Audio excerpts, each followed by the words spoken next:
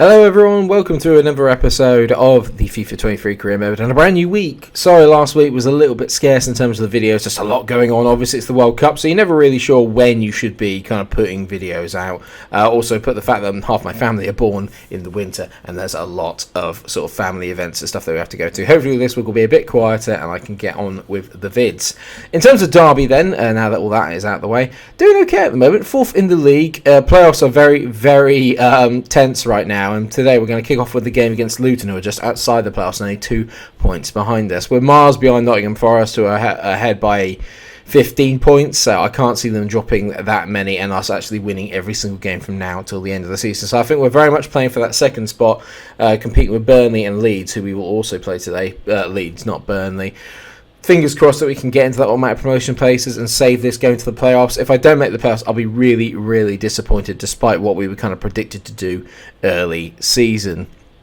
But I'm pretty happy with January. Our new signing, Dardai, isn't actually going to start today. I decided what we would do is we'd go kind of tried and trusted, ease him into the squad. So I decided to put Mengi back in at centre-back. Anderson does come in, though, for his first start in place of, obviously, Max Bird, who we sold in the last episode. So we kick off then at Pride Park, at home. And we got off to a pretty decent start, really, apart from that finish from Chamiti, which was absolutely awful. He's missed from 3 yards, which is a bit of an achievement in itself. But for all the good start that we had, we were made to pay for that miss. We're on 36 minutes. Luton do go ahead, but the wonderful finish at the near post, where else would it be? Because it's the biggest gap in the net, apparently. It was a little bit against the run of play from Cauley Woodrow, but he's a pretty decent footballer. One thing I will say, though, that we have been really good at this year is when we do go behind, we do tend to try and get back into the game pretty quickly, and today is no exception as Brenner there hits a lovely equaliser into the opposite corner. I'm loving that far corner finish. Him and Chamiti, again, linking up brilliantly. Arguably the most deadly partnership in the league right now, if not in all of England. I don't know what's going on in the Premier League, but hey-ho. And we managed to really turn it around before half-time as Chamiti goes through on goal. That a lovely goal between Sibley and him. Sibley, I have to say, in that little triangle up front is kind of folding in really, really well. He started off very slowly this season, but he's beginning to get a little bit more into the flow of things as we go along.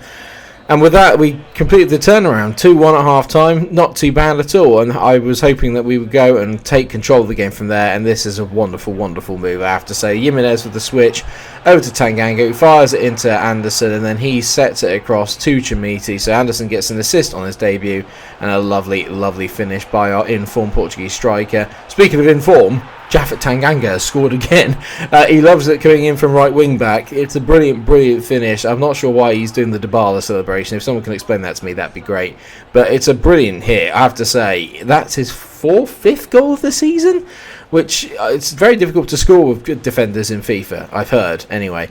And he did brilliantly there. What's not so brilliant is the defending there. It's absolutely atrocious, and Cauley Woodrow makes it 4-2.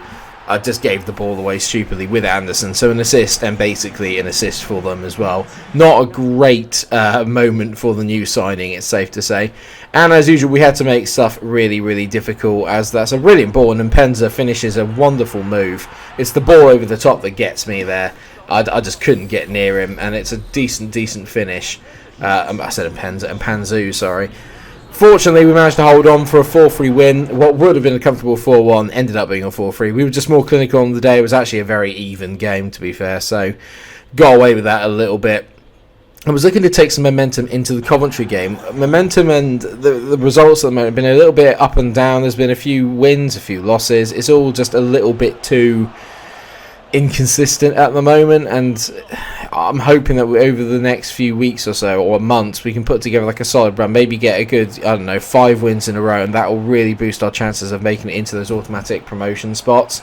You can tell we made a decent start against Coventry here as well. Brenner testing the goalkeeper and Anderson hitting over before that with a really, really good chance to get his first goal for the club.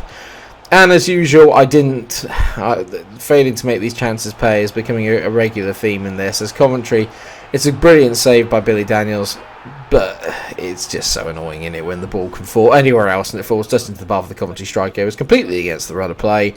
Their only shot on target, but they scored from it. Jake Bidwell with a decent finish and being in the right place at the right time, and that's what it's all about.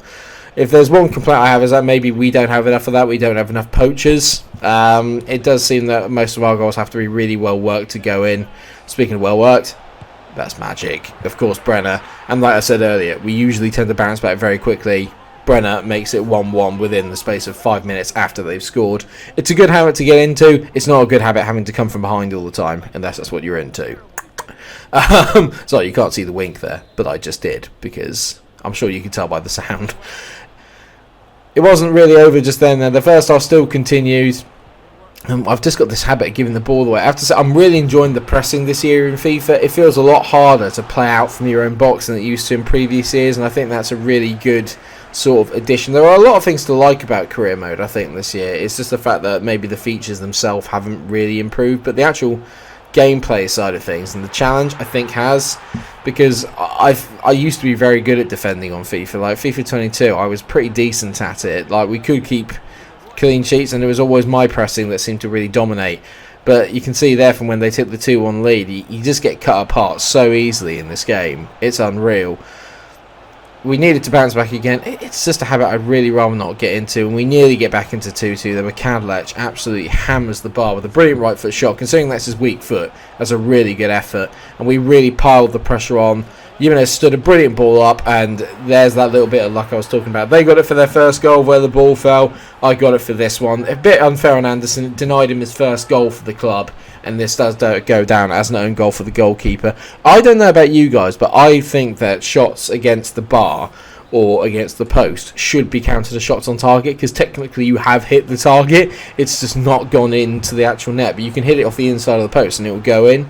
But that would count as but that would not count as a shot on target. I've never ever understood that. And this is just diabolical. It's a brilliant goal. You think, I was celebrating. I thought, yeah, we've won it in the 88th minute. But the offside flag comes up, and look at how tight this is. Just look at how tight this is. That's a joke, isn't it? It's literally a toe offside. Ridiculous. But ultimately, we were denied, and a 2-2 draw away at Coventry isn't awful, but when you look at it in the context of the season and whereabouts they are, it is not a good point, because they are struggling near the bottom of the league, or in the bottom half of the table. So, again, we should have won, and probably arguably did, really, there at the end. We were denied. Next up was Huddersfield, a team who I've sort of struggled against a little bit whenever I play them on FIFA, but I have to say we got off to a brilliant start here as Brenner goes through on goal. It's a great save. Tricked you there, didn't I? I thought we were going to score. But no. 3 minutes in. We've made a really lightning quick start to a lot of games, actually, this season. But this is the worst news that we've had. You can see there, Kadlec goes down on what seems a pretty innocuous challenge, but he seems in a lot of pain. And, yeah, I'm not sure where it happens. I think it's the way he falls or he twists it. But we had to take him off, which is the first time I've had a really bad injury in the series so far. What I did was I brought Garnacho on, played him at cam, and I took Louis Sibley off and played him at centre mid instead, where Kadlec was playing. And strangely enough, Sibley actually gets the assist for Garnacho, who comes on. So some would say it's a masterstroke of a substitution, but not me. But you can tell me in the comment section that it is. And while you're in the comment section, why not drop a like on the video? That's right, I'm doing it early in the vid, going halfway through. Celebrate it. Garnacho gets his first goal for the club. It's worth a like, isn't it? You'd like to think. He's a really, really promising player. It's quite surprising I managed to get him on this game. I suppose this is before he technically broke onto the scene. You know what hasn't broke onto the scene is Brenner, because we all knew he was going to get goals, but he is relentless. I think that was his 25th goal of the season in 37 games. It ain't bad. It ain't bad. And he's currently leading the Golden Boot by quite a distance. I felt very comfortable in this game, actually, I have to say. We were really, really dominant against Huddersfield. I didn't feel in any real danger at all until that moment where Blake Daniels was forced to make a really good save just before half-time. And then from the resulting corner, this one I've got problems with. I've got issues with this goal. Not in the terms of, like, you know, the delivery or me mucking up the header, because that happens, that's fine. Jimenez isn't a great header of the ball. It's the fact that he chests it down, and then look how many players are around him when he hits it. How has he squeezed it through that gap? And the ball doesn't naturally fall to him that quickly. I was a little bit suspicious of that one, a little bit fishy. But the awesome twosome up front of Chermiti and Brenner combine again to make it 3-1. Chermiti as well is really going under the radar this season because Brenner's got 25. Chermiti's already on 17, which is immensely impressive. He's made and then about 25 games, so his goal scoring rate is actually better than Brenner's. Garnacho really should have got his brace there and got a second and put the game to bed. But I mean, Tom Daly would be proud of this. Literally, this guy could go on a diving team in the Olympics. Dardai, I really felt for him here because nothing happened. It's just his stride. You can see here from the replay. He goes down at least like 2 seconds after Dardai's stepped anywhere near him. I was fuming that had been given. And obviously, when you consider the first goal and the nonsense from that, I thought this is just trying to do me over here. Blake Daniels trying to go up against his first penalty.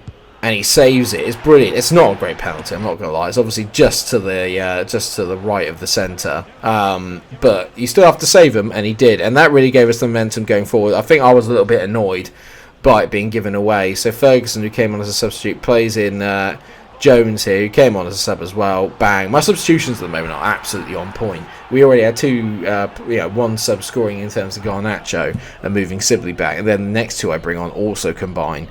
And speaking of which, Jones, Garnacho. Jones had the kind of flair assist there as well. I loved it. I absolutely loved it. And Garnacho gets his second of the game. I've never really thought about playing him in that cam position, but I do think it sort of suits him, especially with the way I play with the cam, where they break forward beyond strikers. He's got the pace to do that and the trickery, I think, and the technical ability to play that role. I'm a bit gutted I didn't think of it earlier, to be fair. So I might retrain him in that position. I don't know what you guys think. And he goes through for his hat-trick in the 91st minute. Lovely angle.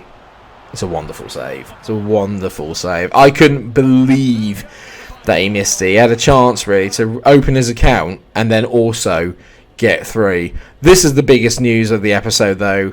Dalibor Kadlec, who's been going under the radar really, really well and playing brilliantly, is out for 7 months. 7 months, which means that I've had to go and change the formation. Well, I haven't changed the formation, but the lineup now is pretty much what I went for in that game. So Sibley's dropped back into the Kadlec role, and Garnacho is now playing as the cam. It's not ideal, especially when we're going to visit Leeds, who, as we all know, Premier League team in real life, and in FIFA, they're pretty difficult to beat, it's safe to say, especially at this level, because they've still got a number of real international players, especially Americans. But Bebu is next. He's different gravy at championship level. As you can see here, the football they were playing was brilliant. He missed it. Daniels, I have to say, had a really, really, really good opening to this game. He made so many important. So you can tell this one just before half time. Lee's going through. Harrison shifts it back inside to Aronson. Those two combined all day. And Bebu, it was basically a personal grudge match between the two. It was Bebu versus Daniels. And I have to say, fortunately, Daniels came out on top in that first half. We did nothing. They had 5 shots, we had 1. It was really, really poor. I couldn't get through the press. I couldn't really make anything happen. I got away with it here. I thought that could be a red from Ferguson and Sinistera, but unfortunately he got away with the yellow. And Sinistera goes through on goal. Blake Daniels, that is an unbelievable save. An unreal save. And finally, as the game wore on, we sort of managed to get through the difficult part, and then we actually managed to carve out a few chances. I squared it there when maybe I should have just hit it with Garnacho, but I tried to square it to Brenner, and he just muffs it up. In the last minute, square it. It's the most incredible save. I was absolutely fuming. We didn't deserve to win. I'll point that out right now. We did not deserve to beat Leeds. If that had gone in, it would have been the ultimate sucker punch. But we get a 0-0, which I think is actually the first of the series, because I think that's one of the first clean sheets I've kept. And ultimately, when you consider the fact that they're third and we're fourth, that is not bad, considering as well we went away to Edinburgh. But imagine if we'd won. We would have overtaken them, or at least been on level points, I think, and that would have taken us up to third. As it stands, we're in fourth. We've put a little bit more of a gap between ourselves and the rest of the teams fighting for the playoffs. We're now 7 points out of Millwall, who have overtaken Luton in that 7th position, but we're still 15 points behind Forest. The more important thing is that we're 4 points behind Burnley, who currently occupy that 2nd spot. So that's where we need to aim for. Hopefully we can have a good end to the season. I'm absolutely delighted with the way that it's going. I hope all you guys are too. Thank you so much for watching today's episode. I hope that you have enjoyed it. Of course, if you have, then please do drop a like on the episode, share, subscribe, and until I see you again, stay cool.